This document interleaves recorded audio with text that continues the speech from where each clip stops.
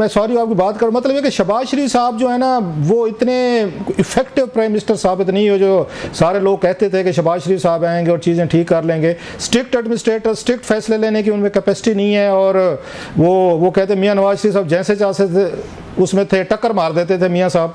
तो ये टक्कर, अब आप जैसा बंदा जो है जो इतना करीब से सबको जानते, वो कहते हैं एग्जिस्ट नहीं करती हुकूमत, तो ये तो फिर शहबाज शरीफ साहब की हुकूमत की फेलियर है कि वो चीज़ों को कंट्रोल नहीं कर पा रहे, कि आप भी उनको किसी उस स्कीम ऑफ थिंग्स में नहीं समझते कि ये कोई डिसीजन मेकर है, कोई हुकूमत है, कोई एग्जीक्यूटिव है, कोई बॉस है, तो मतलब शहबाज शरीफ साहब नाकाम हुए हैं फिर।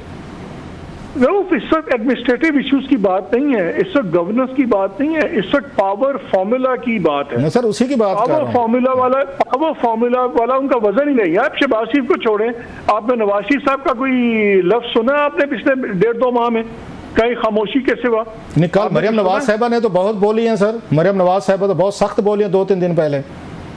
वो क्यों बोली है? वो इसलिए बोली है कि 8-5 के फैसले का फिक्र नहीं है किसी को। 8-5 के फैसले से क्या हो गया, चले और मेंबर आ जाएंगे, वो और शोर डाल लें पीटीआई के, उससे पावर इक्वेशन डिस्टर्ब नहीं होती।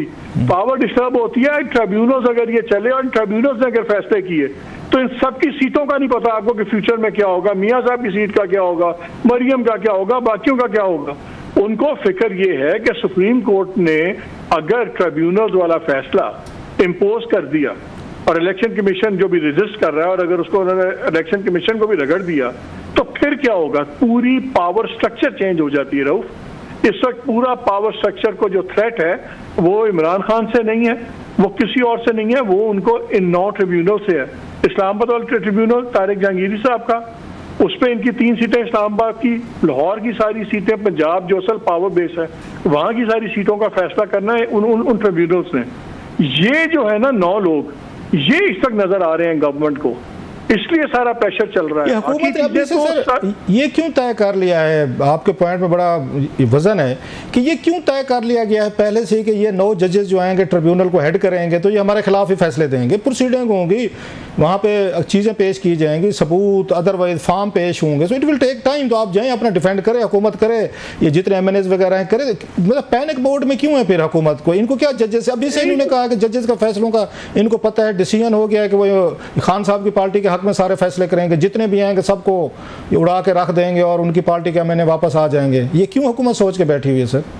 एक तो जो आप ये साउथ पंजाब वाली अपनी मासूमियत दिखाते हैं ना, मेरा दिल एकदम नरम पड़ जाता है, मुझे आंसू आ जाते हैं मेरी आंखों में। इतने आप मासूम हैं। आप भी देखें कि तक फिजा क्या चली हुई। सनम जावेद का केस कितना हाई प्रोफाइल केस था, सेलिब्रेटेड केस था ना, रोजाना इससे बातें होती थी। यार ड्यूटी जज ने बरी कर दिया। ड्यूटी जज के पास तो अगर तारीख डालता तो एक्सेप्टेड नॉर्म है कि ड्यूटी जज तारीख डाल देते हैं, हाँ जी जो केस है वो है।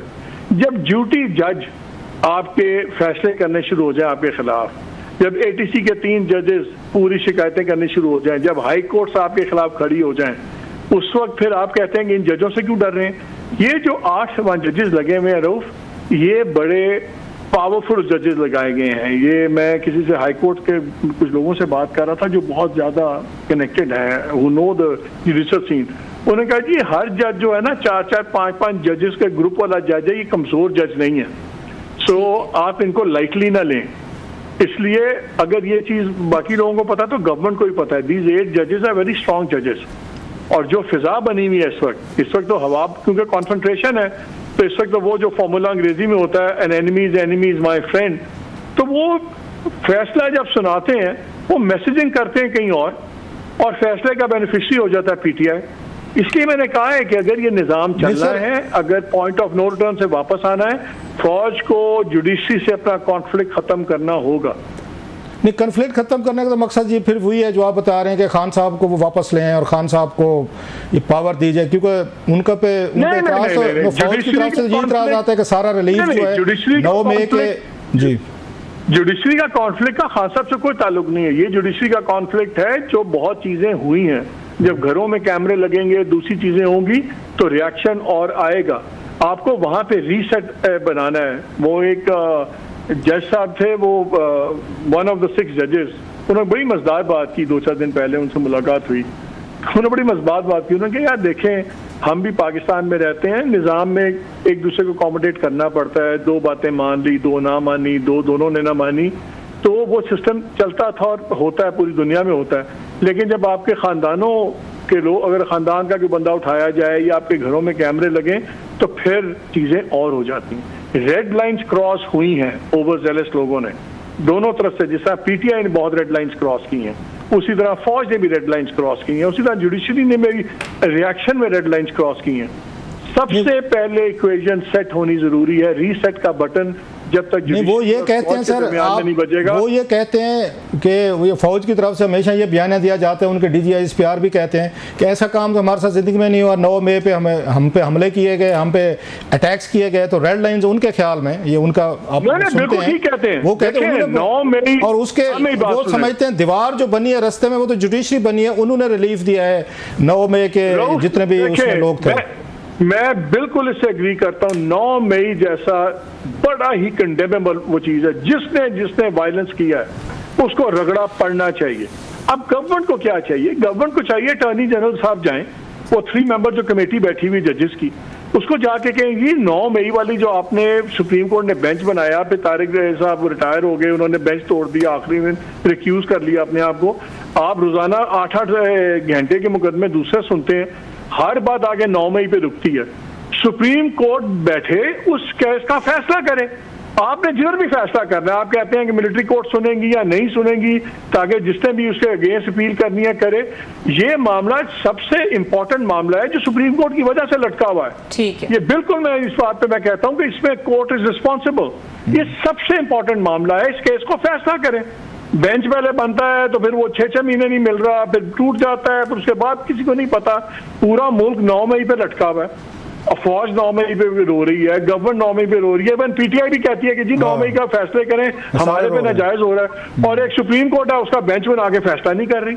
बिल्कुल ये सुप्रीम कोर्ट रिस्पॉन्सिबल। बहुत शुक्रिया बॉस, बहुत शुक्रिया, थैंक यू वेरी मच। मालिक साहब एनालिसिस हमारे साथ शेयर कर रहे थे, और यहाँ पे वक्त हुआ ब्रेक का। ब्रेक के बाद बात करेंगे जस्टिस अतर मिनल्ला ने न्यूयॉर्क बार में बड़े जो खिताब किया, उसे बड़े बड़े इंकशाफात किए, इंपॉर्टेंट बातें कही हैं, उनको डिस्कस करेंगे। और इसके अलावा सेनेट की कानून इंसाफ कमेटी में आज क्लास साहब मौजूद थे, जो उसकी मीटिंग थी, और वहां पे कुछ इंपॉर्टेंट बातें हुई हैं, कॉन्स्टिट्यूशनल अदालतों के हवाले से क्या बातें हुई, ब्रेक के बाद डिस्कस करेंगे। हमारे साथ रहिए।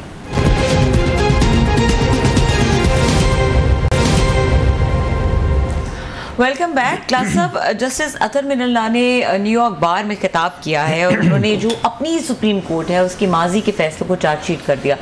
How do you see that? Athar Minallah साहब ने बड़ी एक लंबी गुफ्तगू की, 1.5 घंटे की तकरीबन मैंने वो सुनी है। तो बल्कि हमारी वो साथ वो इंटर्नी है मेहर खान, तो उनके भी मैंने जिम्मे लगाया कि आप मुझे पॉइंट्स बना के दें। मेहर ने भी बड़े अच्छे पॉइंट्स बनाए थे, खुद भी मैंने सुनी है।